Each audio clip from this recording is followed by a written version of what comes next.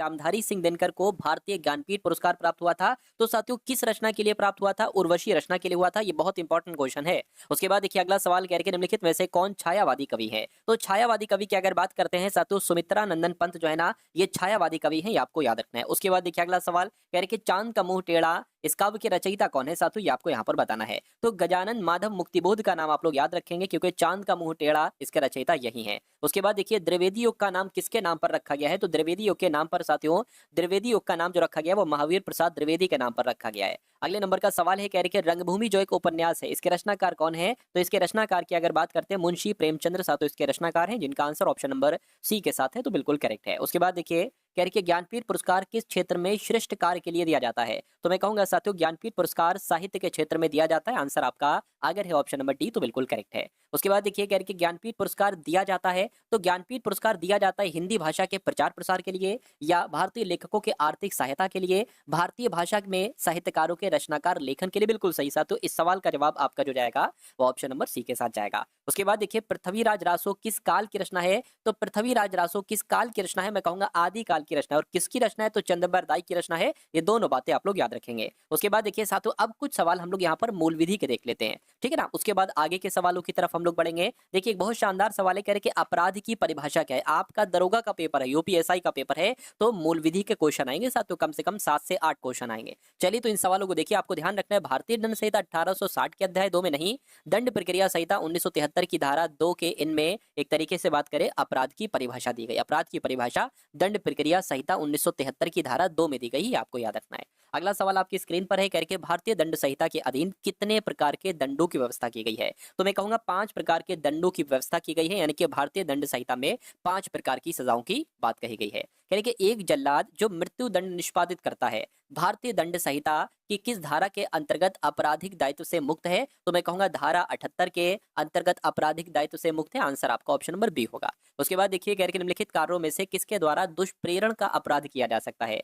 तो षड्यंत्र की अगर बात करते हैं साथियों, षड्यंत्र के द्वारा दुष्प्रेरण का अपराध किया जा सकता है। अगला सवाल है, कह रहे कि नितेश ने अपने एक प्रकाशित लेख में उत्तर प्रदेश सरकार के विरुद्ध नफरत और मानहानि को फैलाया है, उसे इनमें से अपराध के लिए दंडित किया जा सकता है। किस अपराध के लिए साथियों दंडित किया जा सकता है? युद्ध फैलाने के लिए नहीं, दुष्प्रेरण के लिए नहीं, राजद्रोह के लिए साथियों किया जाता है उसे दंडित, इसलिए आंसर आपका जाएगा ऑप्शन नंबर सी के साथ। अच्छा सवाल था साथियों, आएगा ये। उसके बाद देखिए कह रहे कि विधि विरुद्ध जमाव के लिए कम से कम कितने व्यक्ति आवश्यक होते हैं? तो कम से कम साथियों 5 व्यक्ति आवश्यक होते हैं विधि विरुद्ध जमाव के लिए। उसके बाद देखिए भारतीय संविधान का प्रथम प्रारूप तैयार किया गया था, तो साथियों बी एन राव के द्वारा तैयार किया गया था। आंसर आपका बी होगा। भारतीय संविधान का निर्माता किसे कहा जाता है? तो मैं कहूंगा डॉक्टर भीमराव अंबेडकर को ही साथियों भारतीय संविधान का निर्माता कहा जाता है। उसके बाद देखिए भारतीय संविधान सभा की पहली बैठक साथियों इसकी स्थापना कब की गई? तो पहली बैठक कब हुई थी? 26 जनवरी, 15 अगस्त, 9 दिसंबर 1946 को साथियों पहली बैठक हुई थी। बात आपको याद रखना है। कह रहे कि भारत का संविधान पूर्ण रूप से तैयार हुआ, तो पूर्ण रूप से तैयार कब हुआ साथियों? 26 नवंबर 1949 को,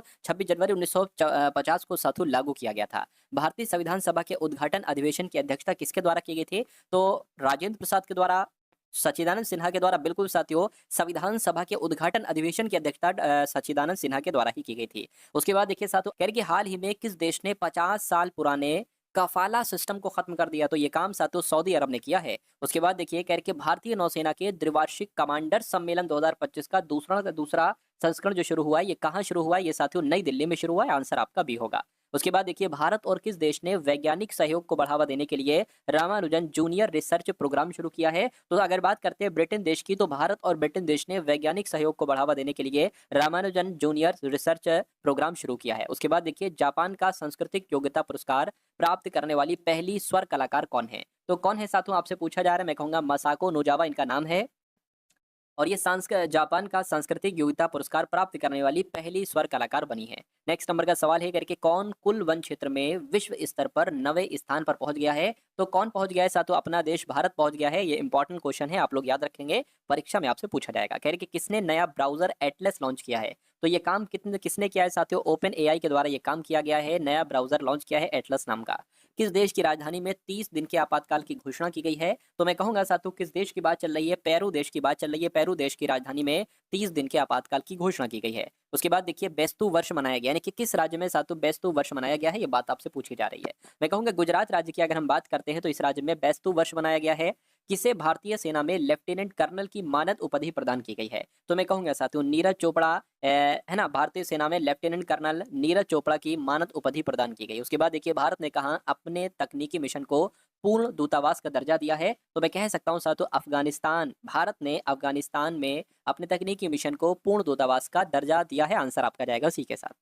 करके दिए गए चित्र में लुप्त संख्या बताइए, यानी कि सबसे पहले 64, 36, 16, 512, 216, फिर यहाँ पर आपको बताना है कौन सा नंबर आएगा। देखिए जब मैं इस सवाल को देख रहा हूँ तो मुझे ये लग रहा है कि अगर आमने सामने के नंबर की बात करें जैसे 36 और ये, जैसे कि ये जो है ना ये 6 का स्क्वायर है और ये जो है ना ये 6 का क्यूब है, उसी प्रकार ये 8 का स्क्वायर है और ये 512 जो है ना ये 8 का क्यूब है, और उसी प्रकार साथियों ये 4 का स्क्वायर है, यानी कि यहाँ पर क्या आएगा 4 का क्यूब आएगा। तो 4 का क्यूब कितना होता है 4 गुणा 4 गुणा 4, यानी कि 4 चौक 16 और 16 चौक 64 आएगा। तो यहाँ पर मैं कहूंगा 64 आएगा। क्या 64 ऑप्शन में कहीं है? बिल्कुल ऑप्शन में है, ऑप्शन नंबर बी वाले में है। उसके बाद देखिए अगला सवाल है करके दी गई आकृति में कितने त्रिभुज हैं? त्रिभुज आपको यहाँ पर साथियों क्या करना है बताना है। चलिए तो कोशिश करते हैं साथियों हम लोग यहाँ पर त्रिभुज बताने की। देखिए सबसे पहले अगर बात करें ये आपका पहला त्रिभुज हो गया, मान लीजिए एक त्रिभुज ये हो गया और एक त्रिभुज साथियों ये हो गया, ठीक है ना, दो त्रिभुज हो गए। अब इसके अंदर की बात करें कितने त्रिभुज, देखिए ये आपका तीसरा त्रिभुज हो गया, और उसके बाद साथियों ये आपका जो है ना ये चौथा त्रिभुज हो गया, चौथा ये आपका साथियों पांचवा त्रिभुज हो गया, और ये आपका साथियों छठा त्रिभुज हो गया। 6 त्रिभुज हो चुके हैं। अब 6 त्रिभुज की अगर बात करते हैं, 6 त्रिभुज के बाद साथियों यहाँ पर अब देखिए ये बड़ा वाला ये वाला है ना 6, ये आपके हो गए सातवां त्रिभुज, बड़ा वाला सातवां, और ऐसे ये वाला निकलेगा आठवां, आठवां, 2 इधर से निकले 2 इधर से निकलेंगे साथियों 8, 9, 10, 10 हो गया, और एक ये हो गया 10, और आपका कितना हो गया, एक सेकेंड, 1, 2, 3, 4, 5, 6, 6, 7, 8, 9, 10, 10 त्रिभुज, यानी कि इसमें अगर 10 त्रिभुज हैं तो मैं कहूंगा इसमें भी साथियों 10 ही त्रिभुज होंगे। तो टोटल कितने त्रिभुज हो गए 20। क्या और त्रिभुज दिख रहे हैं देखिए जरा। अच्छा अगर इन दोनों को आकृतियों को मिला दे और फिर देखें तो ये बड़ा त्रिभुज बनेगा। देखिए ये वाला एक है ना, ये एक त्रिभुज ये हो गया, और ऐसे ही एक यहाँ से निकलेगा ये 2 त्रिभुज। तो 20 और 2 कितने हो गए साथियों, मैं कहूंगा 22 त्रिभुज हो गए। क्या 22 ऑप्शन में है? देखिए जरा बिल्कुल ऑप्शन में है, ऑप्शन नंबर सी वाले में, यानी कि 22 त्रिभुज साथियों इसमें हैं। उसके बाद देखिए अगला क्वेश्चन आपकी स्क्रीन पर है, आपसे कहा जा रहा है कि अनीता 20 किलोमीटर क्या साथियों उत्तर की ओर चलती है। सबसे पहले मैं आपको बता दूं साथियों ये आपका, आप अगर यहाँ पर है हमेशा तो आपका जो ऊपर होगा ना ये उत्तर होगा, नीचे आपका दक्षिण होगा, ये आपका पूरब होगा, और ये आपका पश्चिम होगा।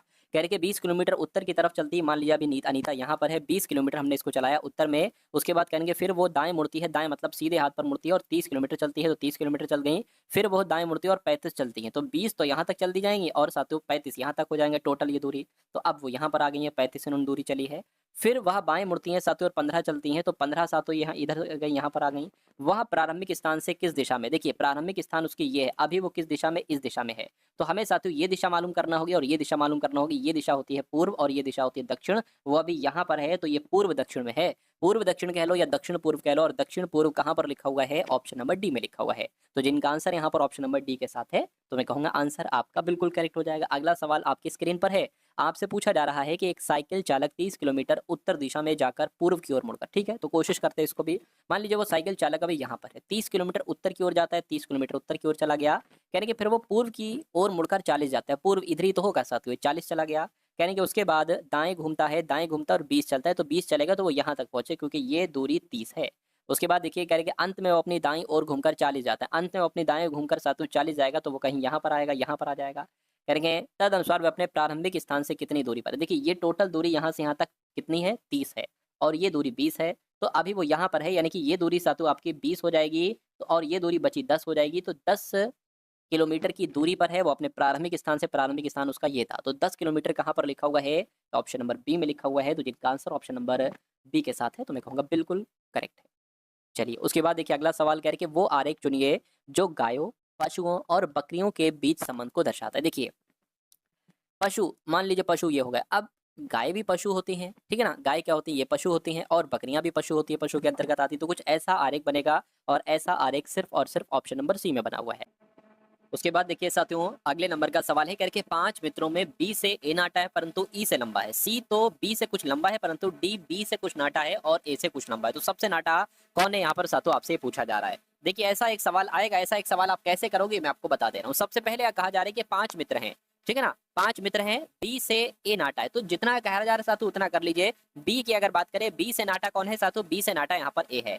डबल 2 लाइनें जिधर है ना वो ज्यादा लंबा है और जिधर नोक है वो छोटा है, ऐसे हम मान सकते हैं। कह रहे कि बी से ए नाटा यानी कि बी से नाटा ए परंतु ई से लंबा है, क्या साथियों, ए से ई से लंबा है, यानी कि ए जो है ना ये ई से लंबा है, यहाँ पर कहा गया है ये चीज। कह रहे कि सी तो बी से कुछ लंबा है, सी जो है ना ये बी से कुछ लंबा है, यानी कि सी साथियों आपका यहाँ पर कहाँ पर सी जो है ना ये लंबा है बी से, तो सी आपका साथियों यहाँ पर आ जाएगा। कह रहे परंतु डी बी से कुछ नाटा है, यानी कि डी जो है ना बी से कुछ नाटा है, यानी कि डी आपका यहाँ पर आएगा। देखिए मैं आपको बता देता हूँ, सी से छोटा बी हो गया और कह रहे कि बी से नाटा है डी, और फिर साथियों क्या कहा गया है कि परंतु डी जो है ना ये डी बी से कुछ नाटा है और ए से लंबा है। अच्छा ए से लंबा है, डी जो है ना ये ए से लंबा है, ठीक है, ए से लंबा हो गया डी, उसके बाद साथियों ई है, तो कह के सबसे नाटा कौन है, मैं कहूंगा सबसे नाटा ई है। तो ई कौन से ऑप्शन में साथियों, ऑप्शन नंबर बी वाले में, तो जिनका आंसर यहाँ पर है ऑप्शन नंबर बी के साथ है, तो बिल्कुल करेक्ट है। अगला सवाल आपके स्क्रीन पर है, यानी कि परसों किरण का जन्मदिन है, अगले सप्ताह उसी दिन शिवरात्रि है, आज सोमवार है, यानी कि हमें ये पता चल गया साथियों कि आज कौन सा दिन है, आज जो दिन है साथियों वो कौन सा दिन है, वो सोमवार है।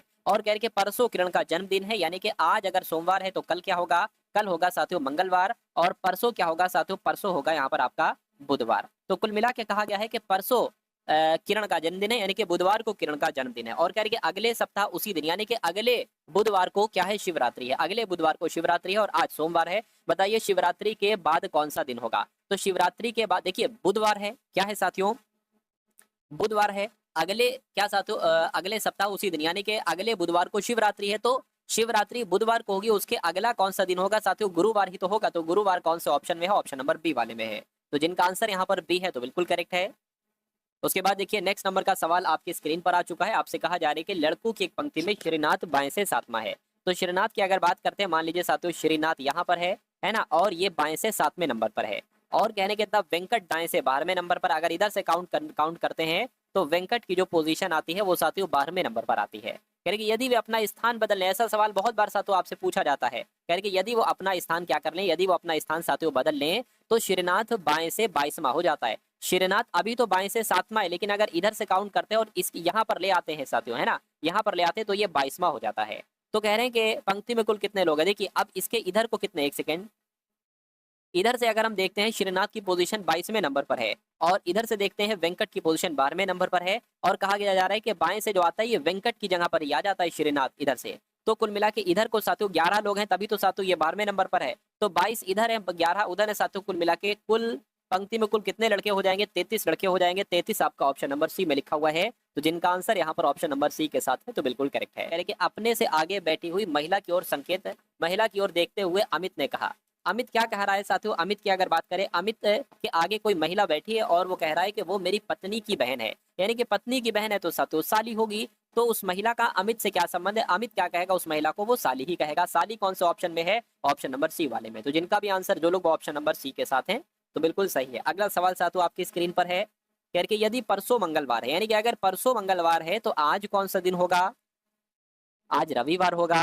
कल की अगर बात करते हैं, कल साथियों सोमवार होगा, और परसों की अगर बात करते हैं साथियों तो परसों आपका मंगलवार होगा।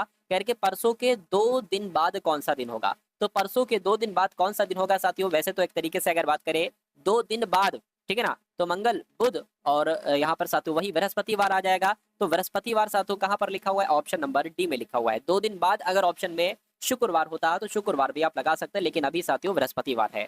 उसके बाद देखिए नेक्स्ट नंबर का सवाल साथियों आपकी स्क्रीन पर है, आपसे कहा जा रहा है कि 4 बच्चे एक पंक्ति में बैठे हुए हैं, ए बी की बगल वाली सीट पर बैठा है लेकिन सी के बगल में नहीं बैठा है, सी डी के बगल में नहीं बैठा है, तो डी के अगल बगल की सीटों पर कौन बैठा है, ये आपसे पूछा जा रहा है। यहाँ पर हमें 2 चीजें कर बनना, देखिए 4 लोग का है ना, तो 4 लोग साथियों हमने बना लिए, और एक दूसरी जगह पर भी हमने साथियों 4 लोग की यहाँ पर जरूरत पड़ेगी। चलिए इतना काम हो गया। अब अगला देखिए, करके ए बी की बगल वाली सीट पर बैठा है, ए जो है ना ये बी की बगल वाली, मान लीजिए ए यहाँ पर है बी यहाँ पर है ना, बी की बगल वाली सीट पर ए बैठा है, ठीक है। अब हो ये भी सकता था कि बी इधर होता ए इधर होता, तो इधर हम यही कर लेते, बी इधर बना लेते और ए इधर बना लेते हैं। कहने के ए बी की बगल वाली सीट पर है लेकिन सी के बगल में नहीं है, कौन, ए सी के बगल में नहीं है, यानी कि सी आपका यहाँ पर नहीं आएगा और सी आपका यहाँ पर नहीं आएगा, तो जाहिर सी बात है सी आपका यहाँ पर या यहाँ पर आ सकता है। कह रहे कि सी डी की बगल में नहीं बैठा, यानी कि सी जो है ना डी के बगल में नहीं बैठा है, तो डी यहाँ पर बैठेगा, तो डी यहाँ पर बैठेगा। कह रहे कि डी के अगल बगल की सीट पर कौन बैठा है, डी के अगल बगल यानी कि ए बैठा है, और इधर से बात करें तब भी ए बैठा है, तो कुल मिला के साथ हमारा जवाब जो होगा वो केवल ए होगा। ऐसा कहाँ पर लिखा हुआ है, ऐसा आपका ऑप्शन नंबर बी में लिखा हुआ है। उसके बाद देखिए साथियों अगला सवाल आपकी स्क्रीन पर है, आपसे कहा जा रहा है कि 49 7 98 सॉरी 64 8, यहाँ पर आपको बताना है कौन सा नंबर आएगा। देखिए 49 हो गया, 7 हो गया, 64 हो गया, 8 हो गया, अगला नंबर क्या आएगा और यहाँ पर 13 आएगा। देखिए मुझे ऐसा लग रहा है मुझे कैसा लग रहा है, मुझे ऐसा लग रहा है कि 7 का ये स्क्वायर ही तो होता है, ये 8 का स्क्वायर होता है, तो यहाँ पर जो नंबर आएगा वो 13 का स्क्वायर आएगा, यानी कि 169 होता है 13 का स्क्वायर। और 169 कौन से ऑप्शन में है? ऑप्शन नंबर बी वाले में। अगला सवाल आपकी स्क्रीन पर है, आपसे कहा जा रहा है, आपसे कहा जा रहा है कि एक व्यक्ति अपने घर से चलना आरंभ करता है और उत्तर की ओर 8 किलोमीटर चलता है। मान लीजिए उसका घर यहाँ पर है, उत्तर की ओर 8 किलोमीटर ये चल दिया और बाएं घूम जाता है और 6 किलोमीटर चलता है, बाएं घूमता है 6 किलोमीटर चलता है, फिर वो दाएं घूमता है और 5 चलता है, दाएं घूमता है और 5 किलोमीटर चलता है। अब वह किस दिशा की ओर चल रहा है? वो साथियों उत्तर की ओर चल रहा है। तो उत्तर कहाँ पर लिखा हुआ है? ऑप्शन नंबर ए में लिखा हुआ है। अगला सवाल साथियों आपकी स्क्रीन पर है, देखिए सवाल को और बताइए आपका जवाब यहाँ पर साथियों क्या हो सकता है। चलिए, कह रहे कि ए बी सी मिलकर 150 प्रतिदिन कमाते हैं, ठीक है। तो जैसे जैसे कह रहा है ना, वैसे वैसे साथियों हम लोग करते जाएंगे। तो सबसे पहले अगर यहाँ पर अगर हम लोग बात करते हैं, एक सेकेंड, अगर बात करते हैं ए बी और सी, एक सेकंड प्लस लगा लेते साथियों बीच में हम लोग, है ना, प्लस लगाते हैं, जिसके ए और बी और सी ये तीनों लोग अगर काम करते हैं तो 150 रुपए कमाते हैं। लेकिन अगर ए और सी काम करता है तो ये लोग 94 दोनों लोग कमाते हैं। और अगर बी और सी काम करते हैं तो साथियों ये लोग 76 रुपए कमाते हैं। कह रहे कि सी अगर अकेला कमाए तो ये कितने रुपए कमाएगा, यानी कि सी अकेला कमा रहा है। तो हमें सबसे पहले क्या पता होना चाहिए? हमें ए प्लस बी प्लस सी पता है 150 है, हमें ए प्लस बी पता चल जाए। ए प्लस बी पता चल जाए तो फिर हम ए प्लस बी इसमें से घटा देंगे, हमारा आंसर आ जाएगा। लेकिन उसके लिए साथियों हमें क्या करना पड़ेगा? एक काम आप ये कर सकते हैं कि ए प्लस सी साथियों इसमें से घटाइए, ठीक है ना, ए प्लस सी इसमें से घटाइए। तो जब आप ए प्लस सी यानी कि 150 में से 94 घटाओगे, ए प्लस सी इसमें से घटाओगे तो बी का मान आ जाएगा, यानी कि ये जो आएगा ये बी का मान आएगा। तो यहाँ पर 6 आ जाएगी, ये 14 हो गया साथियों, ठीक है ना। तो 56, यानी कि बी की अगर बात करते हैं साथियों, बी कितना कमाता है? बी 56 कमाता है, ठीक है, कोई दिक्कत नहीं। अब अगर बात करें, अब एक बार एक काम करिए साथियों, अब आप सी भी निकाल लीजिए, ठीक है ना, बी निकल गया, हाँ हो जाएगा। अब ये निकाल लीजिए बी प्लस सी निकालोगे तो ए बचेगा साथियों, ठीक है ना, ए बचेगा। तो 150 में से आप अगर 76 घटाएंगे तो ये कितना निकलेगा साथियों? बी प्लस सी ए निकलेगा, ठीक है। तो ए कितना निकलेगा? ये आपका 4 हो जाएगा, ये आपका 14 हो गया, 7 74 आ जाएगा। यानी कि साथियों अब अगर बात करते हैं, हमें देखिए, हमें ए प्लस बी प्लस सी बराबर पता है 150 कमाते हैं, हमें ये पता है बी कितना कमाता है 56, हमें ये पता है ए कितना कमाता है 74, हमें सी निकालना है। तो एक काम करिए, इसमें से आप ए प्लस बी को घटा दीजिए और फिर जो आएगा वो सी कमाएगा। तो ए प्लस बी साथियों घटा दीजिए, 0 आ गया, और ये कितना आ जाएगा, है ना, 12 13 130 आ जाएगा। यानी कि 150 में से 130 घटेगा तो साथियों 20 रुपए बचेंगे। यानी कि सी प्रतिदिन कितना कमाता है? 20 रुपए कमाता है। 20 कौन से ऑप्शन में है साथियों? ऑप्शन नंबर बी वाले में। तो जिनका आंसर यहाँ पर ऑप्शन नंबर बी के साथ है तो बिल्कुल करेक्ट हो जाएगा। अगला सवाल साथियों आपकी स्क्रीन पर है, देखिए इस सवाल को और बताइए जवाब क्या होगा। बहुत शानदार सवाल है साथियों ये मैथ्स के। देखिए भाई, आपसे कहा जा रहा है कि एक ठोस गोले को गलाया जाता है, यानी कि एक गोला है साथियों, इस ऐसे करके गोला, इसको गलाया जाता है और एक लंब वृत्ताकार शंकु में ढाला जाता है। एक शंकु बनाया जाता है गोले को पिघलाकर, है ना। अगर किसी भी चीज को पिघलाया जा रहा है और कोई दूसरी चीज बनाई जा रही है, यानी कि उसका आयतन कहीं ना कहीं साथियों जो होगा वो समान होगा। यानी कि गोले का आयतन और शंकु का आयतन बिल्कुल बराबर होगा, समान होगा। जिसकी आधार यानी कि और वृत्ताकार शंकु में ढाला जाता है, जिसकी आधार त्रिज्या गोले की त्रिज्या के बराबर होगी। इस प्रकार बनाए गए शंकु की ऊंचाई और त्रिज्या का अनुपात आपको बताना है। शंकु की ऊंचाई यानी कि h और त्रिज्या की अनुपात त्रिज्या यानी कि r। तो सबसे पहले मैं आपको एक चीज बता देना चाहता हूं साथियों, यहाँ पर अगर बात करें, जो बात कही गई है कि गोले का आयतन, है ना, गोले का आयतन किसके बराबर होगा साथियों? शंकु के आयतन के बराबर होगा। क्या साथियों? शंकु के आयतन के यहाँ पर बराबर होगा। अच्छा, अब गोले का आयतन का सूत्र क्या होता है? 4/3 पाई r क्यूब बराबर शंकु का आयतन कितना होता है? 1/3 पाई r स्क्वायर h होता है। अब यहाँ पर एक बात आप ध्यान रखिएगा कि यहाँ पर शंकु की ऊंचाई यानी कि ये h और त्रिज्या का अनुपात यानी कि r, इसका अनुपात बताना है। तो जो जो साथियों कट रहा है ना, उसको साथियों आप एक काम करिए, कट कर दीजिए। जैसे कि इस 3 से आपका ये 3 कैंसिल हो गया, इस पाई से आपका ये पाई कैंसिल हो गया। अब बचा क्या? 4 गुणा r क्यूब, है ना, r 3 बार है, r गुणा r और बराबर क्या आ जाएगा? r गुणा h आ जाएगा। इन 2 r से ये 2 r कैंसिल हो जाएंगे, बचेगा आपका क्या साथियों? 4r यानी कि 4r और h। यहाँ से हम शंकु की ऊंचाई जो कि ये है और त्रिज्या जो कि r है, इसका अनुपात बहुत आराम से निकाल सकते हैं। देखिए इधर आकर जरा, h आ गया, ये r जो है ना ये नीचे आ जाएगा साथियों, ये आ गया r, और ये 4 है, कुछ नहीं है नीचे, तो 1 मान लेंगे। यानी कि शंकु की ऊंचाई और त्रिज्या का अनुपात हमें पता चल चुका है, 4:1 हो गया है। 4 कौन से ऑप्शन में लिखा हुआ है साथियों? ऑप्शन नंबर डी वाले में लिखा हुआ है। तो जिनका आंसर यहाँ पर ऑप्शन नंबर डी के साथ है तो बिल्कुल करेक्ट हो जाएगा। उसके बाद देखिए साथियों अगला सवाल आपकी स्क्रीन पर है। आपसे कहा जा रहा है कि 2 बराबर राशि है 7% और 5%, इनके साधारण ब्याज पर उधार दी गई, यानी कि 2 बराबर राशि हैं, इनको 7% और 5% साधारण ब्याज पर उधार दी गई है। 2 ऋणों पर अर्जित ब्याज 4 वर्ष में 960 हो जाता है। उधार दी गई कुल राशि आपसे यहाँ पर पूछी जा रही है। तो अगर बात करते हैं साथियों यहाँ पर, अगर बहुत ध्यान से देखिएगा साथियों इस सवाल को, देखिए आपको सूत्र पता होगा साधारण ब्याज का, पी आर टी इंटू 100। तो पी की अगर बात करें नहीं पता है, ये पी हो गया, आर कितना है 7% है ना पहली राशि पर, तो 7 हो गया, गुणा आपका वर्ष की अगर बात करें तो 4 है, ये दोनों के लिए लगे और बटे 100 हो जाएगा, है ना। अब दूसरे वाले की अगर बात करें, दूसरा ये मूलधन हो गया, दूसरी दर कितनी है 5 है, दोनों के लिए यही 4 वर्ष समय लगेगा, बटे 700 हो जाएगा। अब यहाँ पर कहा जा रहा है कि दो ऋणों पर अर्जित ब्याज 960 है, तो एक ये ब्याज हो गया, एक ये ब्याज हो गया, कितना आ गया, दोनों को जोड़ोगे तो 960 आ जाएगा। इसको अब आपको कैलकुलेट करना है। देखिए 4 सत्ते 28 हो गया, यानी कि ये आपका 28 पी आ गया, और प्लस आपका क्या आ गया 5 चौक 20, यानी कि ये 20 पी आ गया। 100 सेम है तो 100 एक बार लिख लिया साथियों, बराबर क्या हो गया 960 हो गया। अब उसके बाद अगर बात करते हैं अगले स्टेप्स की, तो 28 पी और ये कितना हो जाएगा 40 48 पी हो जाएगा, ठीक है ना। 48 पी आपका ये हो गया, बराबर 100 की गुणा इससे होगी तो कितना हो जाएगा, है ना 96,000 हो जाएगा।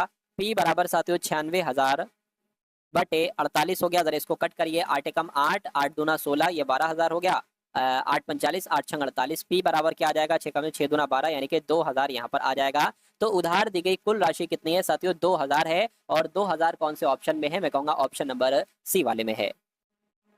उसके बाद देखिए साथियों अगले नंबर का क्वेश्चन है, और ये क्वेश्चन साथियों बहुत शानदार है, आपके एग्जाम में पूछा जा सकता है। आपसे यहाँ पर कहा जा रहा है कि एक परीक्षा में, क्या साथियों, एक परीक्षा में 80% लड़के अंग्रेजी में पास होते हैं और 85% गणित में पास हुए हैं, जबकि 75% लड़के दोनों विषयों में पास हुए हैं। यदि 45 लड़के दोनों विषयों में फेल हुए हैं तो परीक्षा में बैठे लड़कों की कुल संख्या कितनी है। कोई दिक्कत नहीं साथियों, बहुत आराम से साथियों ये सवाल आ जाएगा। हम सबसे पहले क्या निकालेंगे, एक सूत्र होता है, वो सूत्र पता क्या निकालता है, वो सूत्र निकालता है दोनों विषयों में फेल लड़कों का प्रतिशत। क्या, दोनों विषयों में फेल लड़कों का प्रतिशत, बहुत अच्छा है सूत्र है, दोनों विषयों में फेल लड़कों का प्रतिशत, वो सूत्र निकालता है। अच्छा वो सूत्र क्या है ये मैं आपको बता देता हूं। जैसे कि अब यहाँ पर अगर बात करें साथियों, सबसे पहले आ जाएगा 100, है ना, और माइनस, फिर ब्रैकेट में क्या आएगा 100 माइनस पहले विषय में फेल छात्र कितने हैं, सॉरी पहले विषय में पास छात्र कितने हैं 80%, तो 80 आ गया, ठीक है ना। और उसके बाद दूसरे विषय में पास छात्र कितने हैं 85 हैं, 85 आ गया। अब माइनस करके जो दोनों विषयों में पास छात्र हैं कितने 75%, तो 75 आ जाएगा यहाँ पर। अब इसको कैलकुलेट करा लीजिए साथियों, देखिए 85 में से 75 जाएगा 10, 80 और 10 90 हो जाएगा, यानी कि 100 माइनस 90 कितना बचेगा साथियों 10 बचेगा, यानी कि 10%। ये किसकी वैल्यू आई है, ये इसकी वैल्यू आई है। दोनों विषयों में फेल लड़कों का प्रतिशत कितना है 10% है। तो एक बात यहाँ पर देखिए, 45 लड़के दोनों विषयों में फेल हुए हैं, यहाँ पर लिखा है 45 लड़के दोनों विषयों में फेल हुए हैं, और हमने निकाला है दोनों विषयों में फेल लड़कों का प्रतिशत 10% है, यानी कि 10% की वैल्यू जो है 10 क्या साथियों, एक सेकेंड, 10% की वैल्यू जो यहाँ पर साथियों बताई गई है वो कितनी बताई गई है, वो 45 बताई गई है। तो जब 10% की वैल्यू 45% है तो 100% की वैल्यू कितनी हो जाएगी 450 हो जाएगी, यानी कि परीक्षा में बैठे कुल लड़कों की संख्या कितनी होगी 450 होगी। 450 आपके सवाल का जो होगा वो बिल्कुल सही और सटीक जवाब हो जाएगा। चलिए साथियों उसके बाद देखिए अगला सवाल आपकी स्क्रीन पर है। आपसे क्या कहा जा रहा है, देखिए करके 5 वर्षों में साधारण ब्याज पर कोई धनराशि 3 गुनी हो जाती है।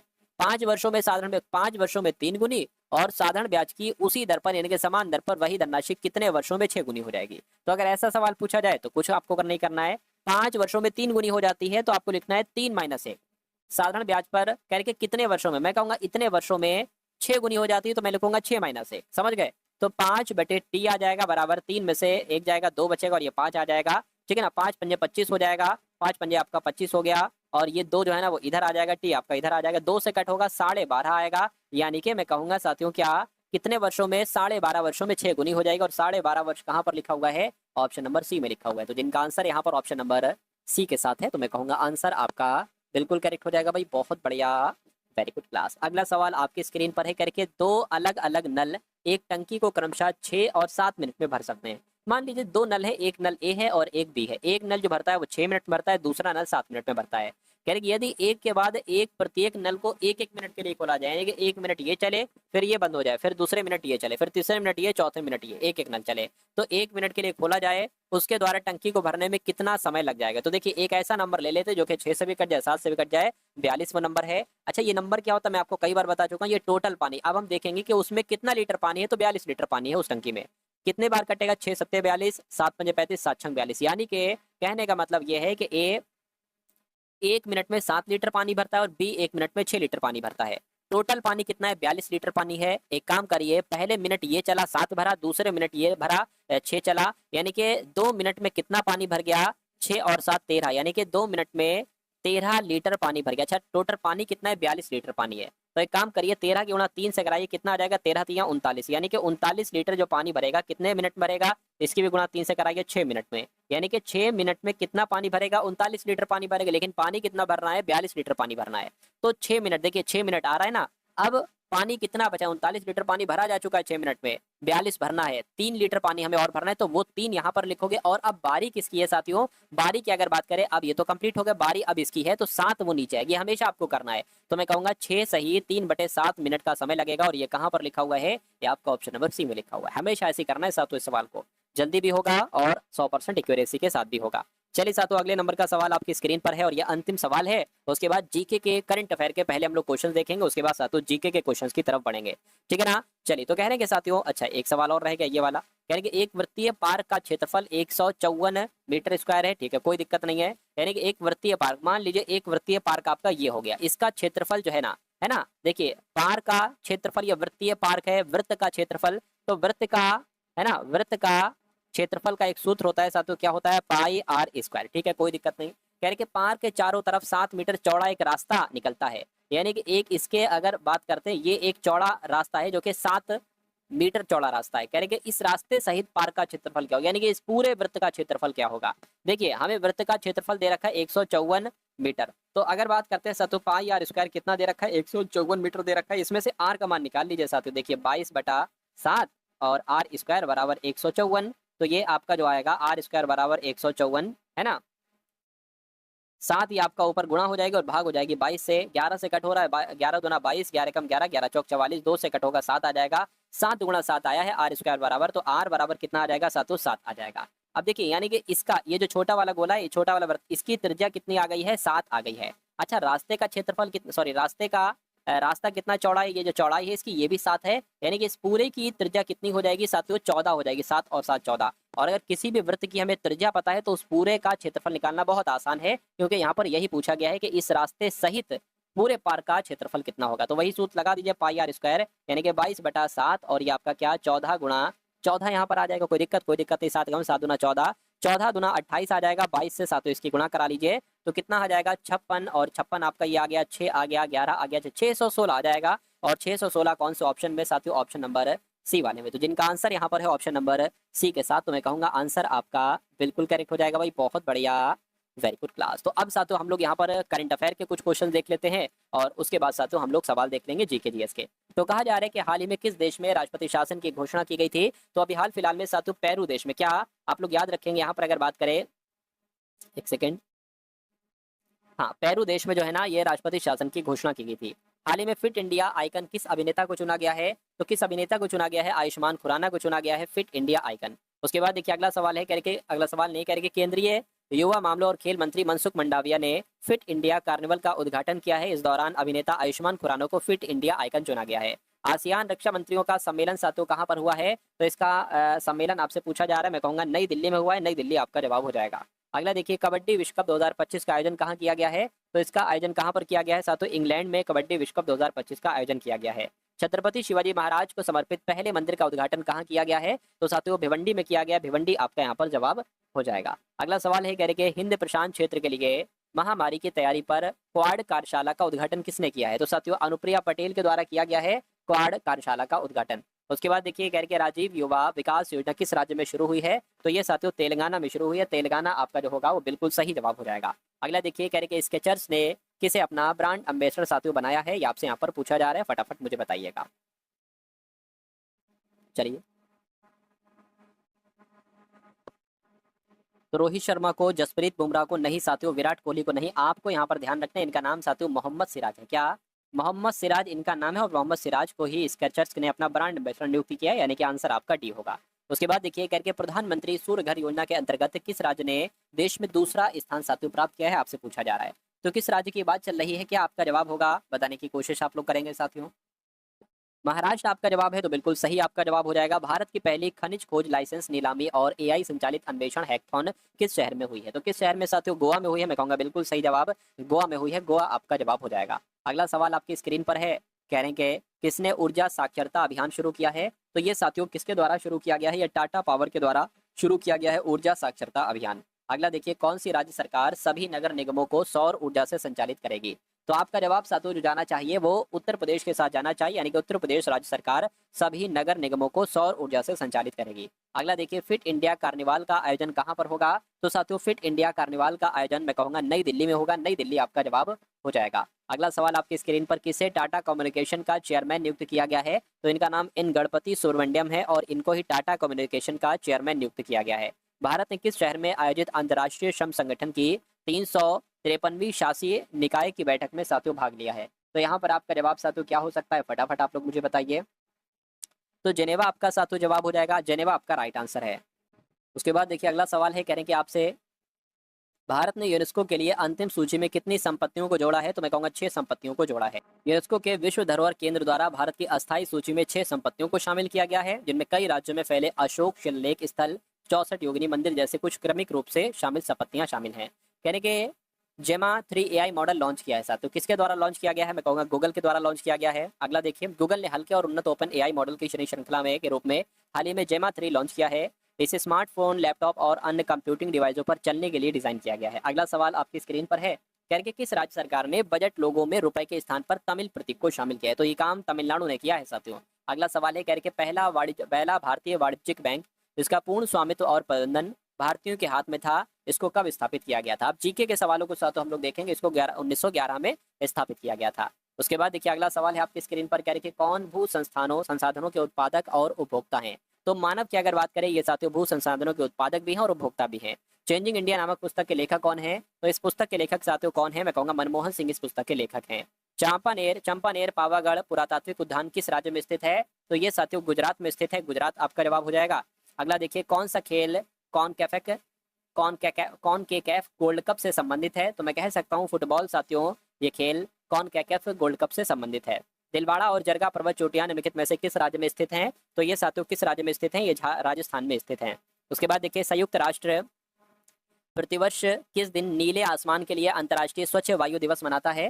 तो अगर बात करते हैं साथियों 7 सितंबर आपका जवाब हो जाएगा। उसके बाद देखिए, निम्नलिखित में से किस संगठन ने 16 अगस्त 1946 को सीधी कार्यवाही का दिवस घोषित किया है? तो अगर बात करते हैं साथियों मुस्लिम लीग आपका जवाब हो जाएगा। मुस्लिम लीग संगठन ने 16 अगस्त 1946 को सीधी कार्यवाही का दिवस घोषित किया है।